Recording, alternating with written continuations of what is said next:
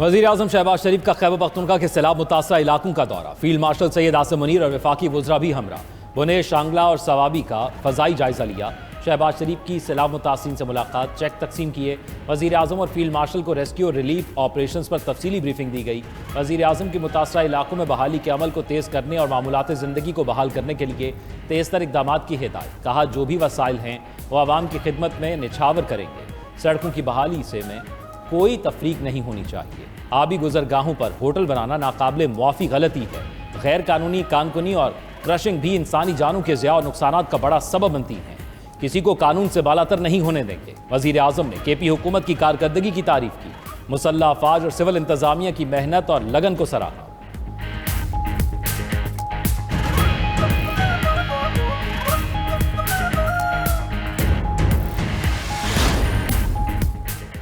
Field marshal Syed Asim Munir की rescue operation में शरीक फौजी जवानों, पुलिस और सिविल इंतजामिया के अमले से मुलाकात। फील्ड मार्शल ने सैलाब और तूफानी बारिशों के मुतासरीन की मदद के लिए जवानों की बेलौस खिदमत को सराहा। फील्ड मार्शल ने फॉर्मेशन को हिदायत की कि शहरियों की हिफाजत और रिलीफ फराहम करना अव्वलीन तरजीह है। सबसे अहम काम जानों का तहफ़्फ़ुज़ और इमदाद की फराहमी है। जिम्मेदारी को इंतहाई लगन के साथ अंजाम दें।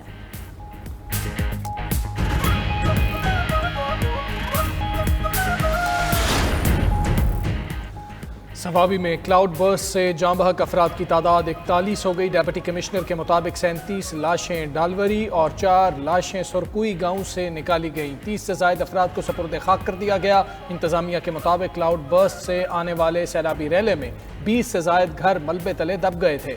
PDMA के मुताबिक खैबर पख्तूनख्वा में सैलाब और क्लाउड बर्स्ट से जाँ बहक अफराद की तादाद 377 हो गई। 182 अफराद जख्मी हुए। सबसे मुतासरा ज़िला बुनेर में 228 अफराद जाँ बहक हुए। मुतासरा इलाकों में 1377 घरों को नुकसान पहुँचा। कराची में एक बार फिर मूसलाधार बारिश। शाह फैसल कॉलोनी और गार्डन समेत कई इलाकों में तेज बारिश। Shahrah Faisal garden, Shah Faisal colony, Saddar, MA Jinnah road और काला पुल के इलाके में तेज बारिश। PCHS Gulshan Iqbal, airport, nursery, Liaquatabad, Jamshed road, Clifton, defence के इलाकों में भी बरसात। शहर और गिरदोनवा में गहरे बादल छाए हैं। NDMA का कहना है आज कल की निस्बत ज़्यादा शदीद बारिश का खदशा है। मुख्तसर वक्त में 50 से 100 मिलीमीटर तक बारिश हो सकती है। शहरियों को घरों से गैर ज़रूरी तौर पर बाहर ना निकलने की हिदायत। शहर में आज आम तातील, तमाम तालीमी इदारे और सरकारी और निजी दफातर बंद रहे। शहर में करंट लगने और दीवारें गिरने समेत मुख्तलिफ हादसात में 11 अफराद जाँ बहक, मुतअद्दिद जख्मी हो गए। उधर हैदराबाद, ठट्टा और बदीन में भी जमकर बरसात होगी। अंदरून सिंध सैलाब का खतरा है। कहाँ हैं बल्दियाती नुमाइंदे यार? मेयर साहब टीवी पर बैठ के दावे कर रहे हैं कि हमने ये कर दिया। ये सारा काम हम अपनी मदद आपके तहत कर रहे हैं। आपका चैनल भी इस फुटेज को बनाए। यहाँ कौन सा बल्दियाती नुमाइंदा आपको इस वक्त नज़र आ रहा है? पूरा रोड तबाह बर्बाद होकर रह गया है, खड्डे पड़ के रह गए। कल भी रात को रेस्क्यू लोगों को हमने खुद किया है। बिजली की नायली देख रहे हैं आप, 11-11, 12-12 घंटे बिजली। वैसे तो एक हवा चलने के बाद भी बिजली बंद हो जाती है, तो इतनी 15 मिनट बारिश हुई, यानी कि बिजली हमें मिल ही नहीं रही है। और ये म्युनिसिपल कमेटी का ये हाल देख रहे हैं आप। ये मेन रोड है, कायदे आजम रोड, जैकाबाद का मेन रोड गिना जाता है। इस रोड का आप हालत देख रहे हैं। मैं अक्सर आता जाता हूँ, जब भी बारिश आती है तो तकरीबन ही हमारा ये परेशानी का बंदा आने जाने मुसाफिरों के लिए भी परेशानी होती है सर।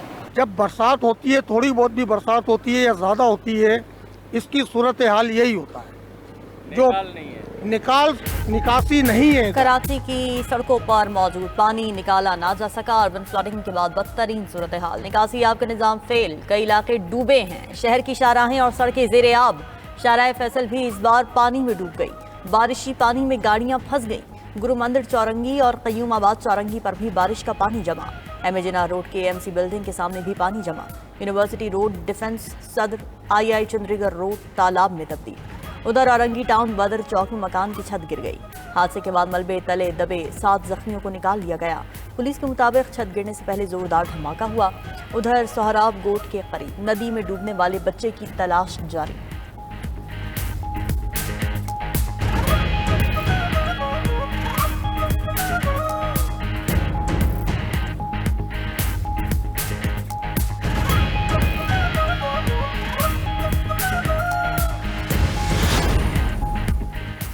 वज़ीर आला सिंध मुराद अली शाह का कराची के मुख्तलिफ इलाकों का दौरा। सूबाई वज़रा शर्जील मेमन और सईद गनी भी साथ थे।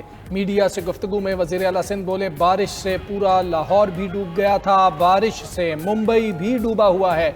कराची के नाले साफ थे तभी पानी निकल गया। शहर को 100 मिलीमीटर बारिश के हिसाब से डिज़ाइन करने का कहना आसान नहीं, ऐसा करने के लिए पूरा शहर खोदना पड़ेगा। उधर मेयर कराची मुर्तज़ा वहाब का कहना है, शहर में कल मुसलसल 6 घंटे तबाहकुन बारिश हुई। शहर की तमाम बड़ी शाहराहें क्लियर हो चुकी हैं। शहर के नाले 40 मिलीमीटर बारिश की गुंजाइश वाले हैं, जबकि बारिश 170 मिलीमीटर से ज़ायद हुई। नालों की सफाई नहीं हुई तो पानी की निकासी कैसे हुई? मुर्तज़ा वहाब की प्रेस कॉन्फ्रेंस के दौरान बादल बरस पड़े। हल्की बारिश में टॉक करते रहे, मगर बारिश बहुत तेज होने पर प्रेस कॉन्फ्रेंस मुअत्तल करना पड़ी। कराची सिंध सरकार की कॉलोनी बन चुका। 17 सालों की बदउनवान हुक्मरानी कल की बारिश में सामने आ गई। रहनुमा MKM पाकिस्तान फारूक सत्तार की कराची में न्यूज कॉन्फ्रेंस। कहा, पीपल्स पार्टी अपनी गलतियों और कोताहियों से नाहली छुपा नहीं सकती।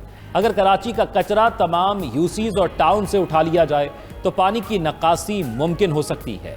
नाले साफ होने पर 400 मिलीमीटर बारिश भी बर्दाश्त कर सकते हैं।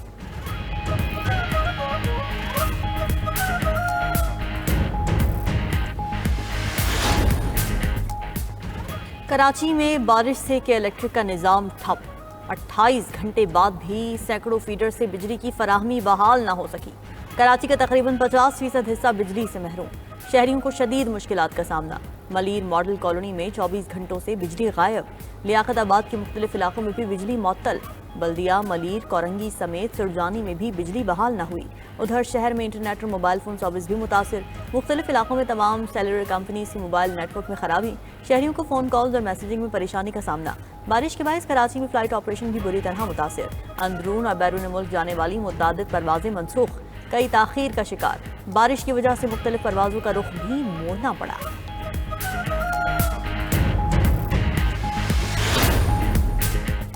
वज़ीर आला खैबर पख्तूनख्वा अली अमीन गंडापुर की ज़ेर सदारत सूबाई काबीना का इजलास। काबीना को सैलाब से होने वाले नुकसानात, रिलीफ और बहाली की सरगर्मियों पर तफसीली ब्रीफिंग दी गई। इजलास में गुफ्तगू करते हुए वज़ीर आला ने कहा कि जिन लोगों के घर तबाह हुए उन्हें घर बना कर देंगे। जांबाक अफराद के अहले खाना और ज़ख्मियों को मुआवज़ों की अदायगी जारी है। तमाम मुतासरीन को मुआवजा मिलेगा, कोई भी महरूम नहीं रहेगा। जिनके कारोबार मुतासर हुए हैं उन्हें भी भरपूर पैकेज दिया जाएगा। लाइफ स्टॉक के नुकसानात का भी मुआवजा दिया जाएगा।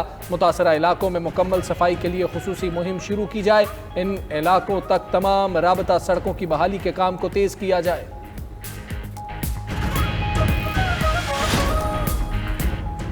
बानी PTI ने कौमी असम्बली और सेनेट के लिए नए अपोजिशन लीडर नामजद कर दिए। ज़राए के मुताबिक महमूद खान अचकज़ई कौमी असम्बली में अपोजिशन लीडर नामजद, आज़म सवाती को सेनेट में अपोजिशन लीडर नामजद किया गया।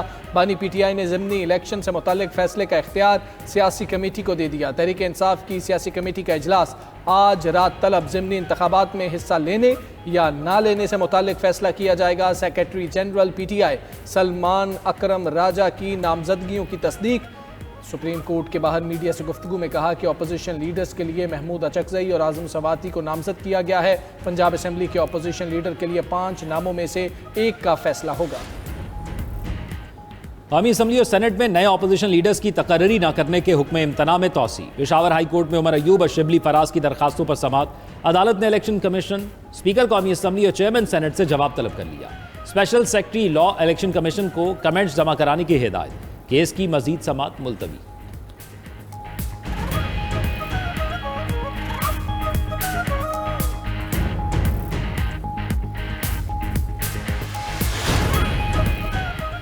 इलेक्शन कमीशन को सजा के बाद किसी MNA को नाअहल करने का इख्तियार नहीं। चेयरमैन PTI बैरिस्टर गौहर के पेशावर हाई कोर्ट के बाहर मीडिया से गुफ्तगू।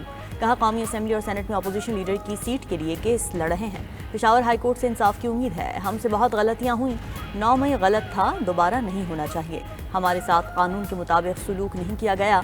हम 9 मई के ट्रायल पर इनकारी नहीं।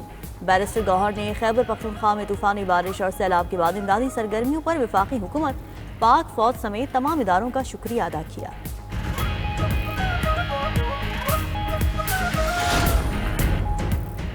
इलेक्शन कमीशन का पंजाब में कौमी और सूबाई असम्बली की 3 खाली नशिस्तों पर इलेक्शन शेड्यूल का ऐलान। NA 143 Sahiwal, NA 185 DG Khan और PP 203 साहिवाल में ज़िमनी इंतखाब 5 अक्टूबर को होगा। कागजात नामजदगी 28 अगस्त से 30 अगस्त तक जमा होंगे। नशिस्तें राय हसन नवाज, जरताज गुल और राय मुर्तज़ा इकबाल की नाअहली से खाली हुई।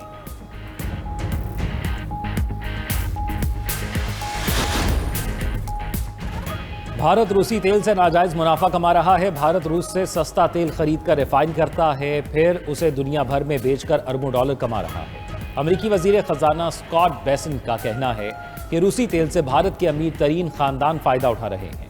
अमेरिकी वजीर खजाना ने समल को इंडियन ऑपरेटिव करार दिया। कहा कि भारत ने अब तक 16 अरब डॉलर का नाजायज मुनाफा कमाया है। भारत रूसी तेल का सबसे बड़ा खरीदार बन चुका है। भारत का रूसी तेल पर इन्हिसार 1% से बढ़कर 42% हो गया।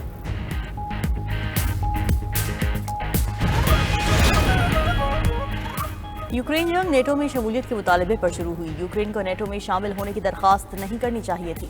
अमेरिकी सदर ट्रंप का कहना है कि यूरोप यूक्रेन में ज़मीनी फौज भेजने के लिए तैयार है। यूक्रेन को सिक्योरिटी दी जाएगी, लेकिन ये नेटो नहीं होगा। अगले कुछ हफ्तों में पता चल जाएगा पुतिन क्या चाहता है। उम्मीद है पुतिन मुस्बत रवैया इख्तियार करेगा।